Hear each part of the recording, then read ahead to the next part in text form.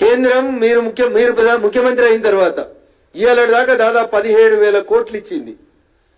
మరి పైసలు లేకపోతే ఆడికెళ్ళనా? నీ కారులో వచ్చే పెట్రోల్ లేకపోతుంది కదన్నా. అందుకని దయచేసి ఎన్నికల కోణంలో విమర్శించే చిన్నంతరం పెద్దంతరం. ఇన్ఫాక్ట్ రఘునందన్ దుబ్బాకలు ఎట్లా ఓడిపోయిండో అదే రకంగా దుబ్బాకను ఆనుకోనున్న కామారెడ్డిలో రఘునందన్ మెడలున్న కాషాయం కండువా గౌరవనీయులు ప్రస్తుత రాష్ట్ర ముఖ్యమంత్రి రేవంత్ రెడ్డి గారిని కూడా ఓడగొట్టిన కండువా కాషాయం కండువని. కాబట్టి దుబ్బాకలో ఓడిపోయిన రఘునందన్ మెదకులు ఎట్లా గెలుస్తాడంటే, కామారెడ్డిలో ఓడిపోయిన రేవంత్ రెడ్డి గారు కొడంగల్ గెలవలేదా? కొడంగల్ ఓడిపోయిన రేవంత్ రెడ్డి గారు మల్కాజిగిరిలో గెలవలేదా? కాబట్టి don't compare one election with other election.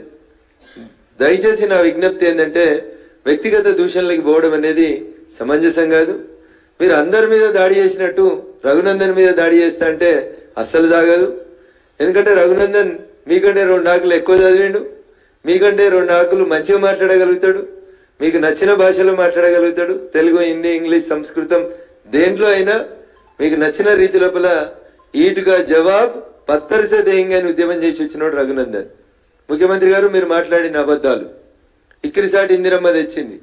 ICRISAT 1972లో వచ్చింది రేవంత్ రెడ్డి గారు. ఇందిరమ్మ మెదక్కి గెలిచింది 1980లో. కాబట్టి 1980లో గెలిచిన ఇందిరమ్మ మెదక్కి ఇక్రిసాట్ తెచ్చింది అనేది ఎంతవరకు నిజం అనేది రాష్ట్ర ప్రజలు దయచేసి ఆలోచించుకోవాలి. బిహెచ్ఎల్ ఇందిరమ్మ తెచ్చింది. BHEL was established in the year 1964 by the then prime minister Lal Bahadur Sastry.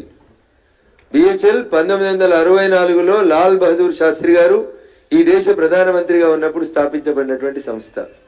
అంతర్జాతీయ పరిశోధనా సంస్థ, వ్యవసాయానికి సంబంధించిన పరిశోధనా సంస్థ ఇక్రిసాట్ పటాన్చెరులో పుట్టింది 1972లో రేవంత్ రెడ్డి గారు. ఐడిపిఎల్ అన్నారు మీరు. ఐడిపిఎల్ కి మా మెదక్ జిల్లాకు సంబంధం లేదు రేవంత్ రెడ్డి గారు. IDPL comes under Kukatpally assembly constituency sir. దానికి మా మెదకు సీమకు సంబంధం లేదు సార్. బీడీఎల్ అన్నారు sir. BDL was established in the year 1970. BDL పుట్టింది 1970.